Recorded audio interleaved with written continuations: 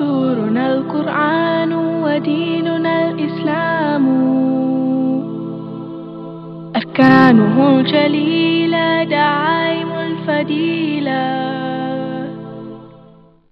وَلَقَدْ يَسَّرْنَا الْقُرْآنَ لِلذِّكْرِ فَهَلْ مِن مُدَّكِرٍ، اور بے شک ہم نے آسان کیا قرآن نصیحت کو، پھر ہے کوئی نصیحت پکڑنے والا؟ Our guide is the Quran, our religion is Islam. 5 noble pillars upholding what is virtuous.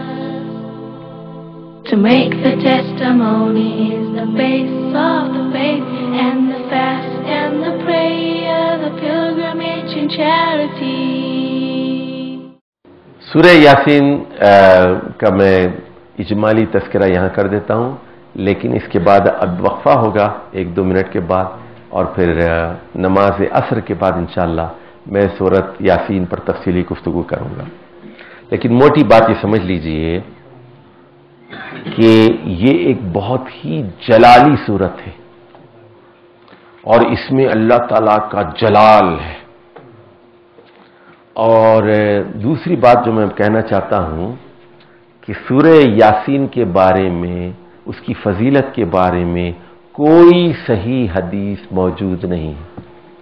سورہ یاسین کے بارے میں جتنی حدیثیں ہیں، یا تو وہ جھوٹی ہیں یا تو وہ ضعیف ہیں۔ یاسین قرآن کا دل ہے، قلب القرآن، یلقنوا موتاکم، یہ ساری حدیثیں سب کی سب ضعیف ہیں۔ اور صبح پڑھ کے گھر سے نکلیں گے تو جو ہے روزی ملے گی اور رزق ملے گا اور یہ ملے گا وہ ملے گا۔ میری جو الگ دوسری کتاب ہے، اس کتاب میں اس کا تذکرہ نہیں ہے، سورہ یاسین کی جو تفسیر میں نے الگ سے شائع کی ہے، اس میں نے وہ ساری روایات کی تخریج کر کے بتایا ہے کہ کون سی حدیث میں کیا عیب ہے، اور کوئی بھی حدیث صحیح درجے تک نہیں پہنچتی۔ عربی میں آپ جب پڑھیں گے تو اس کی موڈ کو، سورہ یاسین کے موڈ کو سمجھنا بہت ضروری ہے۔ اللہ کا غضب، اللہ کا اختیار، اللہ کا پاور، ہم زندہ کر سکتے ہیں، موت دے سکتے ہیں، ہم ہلاک کر سکتے ہیں، ہم کن فیکون اختیارات رکھتے ہیں، ملکوتی اختیارات رکھتے ہیں۔ ملکوت یعنی پوری زمین آسمان کی بادشاہت، چپے چپے اور ذرے کی بادشاہت اس کے ہاتھ میں ہے۔ تو اس کے مزاج کو سمجھنا بہت ضروری ہے۔ 83 آیات پر مشتمل ایک مکی صورت ہے، اس کے 6 پیراگراف ہیں۔ مضمون، اس کا مرکزی مضمون ہے توحید اختیارات، توحید اختیار یعنی اللہ کا پاور، اللہ کی طاقت، قدرت تو ہے وہ اس میں ظاہر کیا گیا۔ پہلے پیراگراف میں جو 12 آیات ہیں، اس میں نبی کریم صلی اللہ علیہ وسلم کی رسالت کا اس بات ہے، اور بتایا گیا قرآن کی حکیمانہ تعلیمات کی گواہی ہے، انک لمن المرسلین، آپ جو ہے مرسلین میں سے ایک ہیں، یعنی اس سے پہلے جو مرسل رسول گزرے ہیں اسی سلسلے کی ایک کڑی ہیں آپ، کوئی نئی بات لے کر نہیں آ رہے ہیں، پہلے بھی رسول دنیا میں آتے رہے ہیں، تو مرسلین ہی میں سے آپ ایک ہیں، اس کو ثابت کیا گیا ہے یہاں۔ اور دوسرے پیراگراف میں انکار رسالت کی سزا اور اقرار رسالت کی جزا بیان کی گئی ہے۔ جو رسول کو تسلیم کر لیں گے، مان لیں گے، ان کے کیا انعامات ہیں، اور جو اس کا انکار کریں گے اس کے لیے کیا عذاب ہے۔ اچھا، میں ایک بات یہاں بتانا چاہتا ہوں، ذرا نوٹ کر لیجئے۔ آیت نمبر 11 میں، یہ پہلے پیراگراف میں ایک آیت نمبر 11 میں اس کو جوڑنا ہے آپ کو، آیت نمبر 11 کو جوڑنا ہے آیت نمبر 27 سے، آیت نمبر 27 سے۔ آیت نمبر 11 میں ہے آخر میں فَبَشِّرْهُ بِمَغْفِرَةٍ وَأَجْرٍ كَرِيمٍ، 2 چیزیں ہوں گے، اس آدمی کو بشارت دے دو، کس کی؟ ایک مغفرت کی اور ایک اجر کریم کی۔ سمجھ گئے؟ اصول پہلے بیان کیا گیا، 11 کو جوڑنا ہے آپ کو کس سے؟ آیت نمبر 27 سے۔ اس کے بعد ہوا یہ، ایک بستی کی مثال دی گئی، ایک بستی کی مثال دی گئی، وہاں ہوا یہ کہ اللہ تعالیٰ نے پہلے 2 رسولوں کو بھیجا اور ایک وقت میں ایک سے زیادہ پیغمبر آتے، پھر دونوں کو انہوں نے جھٹلا دیا، فکذبوہما، تو اللہ نے کیا کیا، تیسرے کو بھی بھیج دیا، تیسرے رسول کو بھیج دیا۔ اس کے بعد ہوا یہ کہ قوم ایمان نہیں لا رہی تھی، لیکن ایک آدمی، ایک جنتی آدمی تھا، وہ ایمان لے آیا، اور وہ قوم کے لوگوں نے کہا کہ ہم آپ کو اگر آپ باز نہ آئیں، دھمکی دی، لَنَرْجُمَنَّكُمْ وَلَيَمَسَّنَّكُمْ مِنَّا عَذَابٌ عَلِيمٌ۔ قوم کے لوگوں نے، جو سردار تھے، لیڈر تھے، انہوں نے دھمکی دی، آپ یہ دعوت و تبلیغ بند کریں ورنہ پتھر سے مار کے ہم آپ کو ہلاک کر دیں گے، سنسار کر دیں گے، لَنَرْجُمَنَّكُمْ، یا پھر ہماری طرف سے تمہیں سخت عذاب آئے گا، عذاب علیم، دردناک عذاب لاحق ہوگا، وارن کیا ان کو۔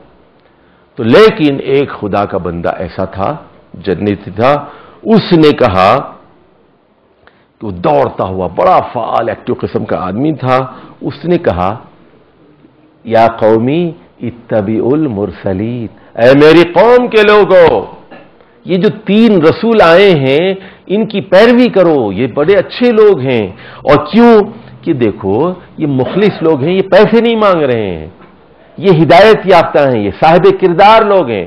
یعنی پہلے اس نے قوم کو کیا کہا، مشورہ دیا، ان تینوں کو تسلیم کر لو، اور اس کی وجہ بھی بتا دی کہ چونکہ یہ صاحب کردار ہیں، محتدون ہیں، اور چونکہ یہ پیسہ نہیں لیتے، مفاد پرست نہیں ہیں، مخلص ہیں، صرف اللہ کے لیے آئے ہیں، اس لیے تم ان کی بات مانو۔ اس کے بعد وہ خود جو ہے، اس نے کہا میں کیوں نہ ان کے پیچھے چلوں، کیونکہ میں جو ہے یہ توحید کی دعوت دے رہے ہیں، اور میں اس خدا کی کیوں نہ پیروی کروں جس نے مجھے پیدا کیا، وما لی الا اعبد الذی فطرنی، اسی کی طرف لوٹنا ہے۔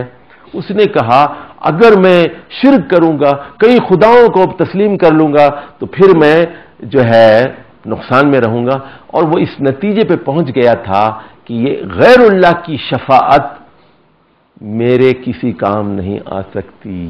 اگر میں اللہ کو ناراض کروں گا اور یہ غیر اللہ کے بارے میں یہ عقیدہ کہ یہ بچا لیں گے، چھڑا لیں گے، اس نے صاف کہہ دیا اللہ کی مرضی نہیں ہوگی، وَلَا يُنْقِذُونِي، یہ مجھے اللہ کے غضب سے بچا نہیں سکتے۔